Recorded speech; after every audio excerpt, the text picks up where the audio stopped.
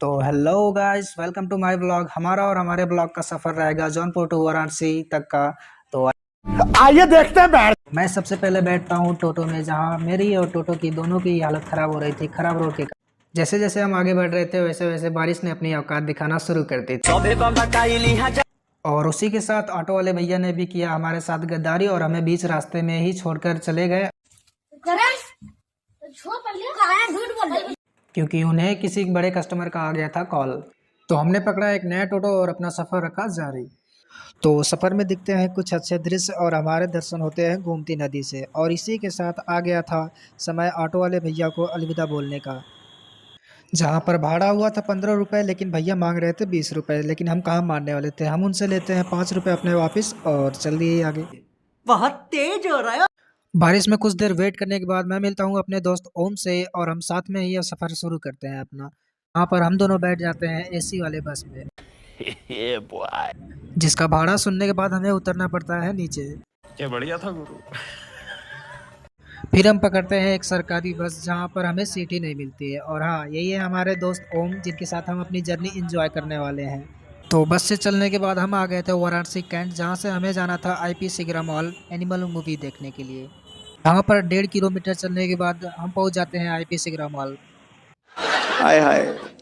We are very excited to see animal movie. जहाँ पर mall पहुँचने के बाद ओम के खुशी का तो ठिकाना ही नहीं था। और इसके बाद लेना था हमें टिकट, जहाँ पर टिकट लेने के बाद तो हमें 5 मिनट लग गया थिएटर ही खोजने में।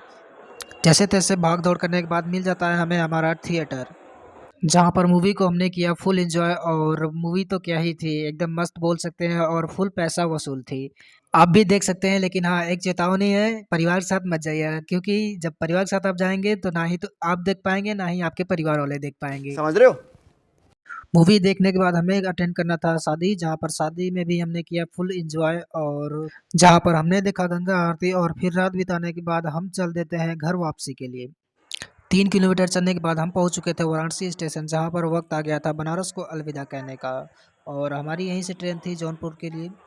तो हमने पकड़ा ट्रेन, जहां पर हमें सीटें नहीं मिलती है। और हमारी आंखों को देखकर आपको अंदाज़ा लग ही गया होगा कि हमें कितनी तेज़ आ रही है नींद। फिर ओम ने सोचा क्यों ना खड़े खड़े ही सो लिया जाए। क्या बढ़िया था गुरु। वही नींद तो हमको भी आ रही थी, लेकिन क्या कर सकते थे। बात तो सही है। वहीं कुछ देर सफ़र करने के बाद हम पहुंच जाते हैं अपने स्टेशन जौनपुर, जहां पर हमें देखने को मिलता है एक नया छोटा डॉन, जिनका चलने का तरीका थोड़ा कैजुअल था। छोटे डॉन को देखने के बाद हम बढ़ जाते हैं आगे, जहां पर हमारी हालत हो चुकी थी अब पैदल चलने के बाद ख़राब। तो दोस्तों फाइनली हम 10 किलोमीटर चलने के बाद घर पहुंचने वाले हैं। तो वो हमारे साथ हैं और ये अभी चले जाएंगे अपने घर, और चलते हैं, फिर मिलते हैं अपने घर। Bye bye. जहां ओम को बाय बोलने के बाद हम भी निकल जाते हैं अपने घर। वहीं हम कुछ देर में अपने घर पहुंच जाते हैं, और उम्मीद करते हैं हमारा ब्लॉग आप सभी को अच्छा लगा हो। बाकी अब आपकी बारी है, चैनल को थोड़ा सपोर्ट दिखाइए ताकि हम और अच्छा कर सकें। तब तक के लिए बाय बाय, टेक केयर, जय हिंद, जय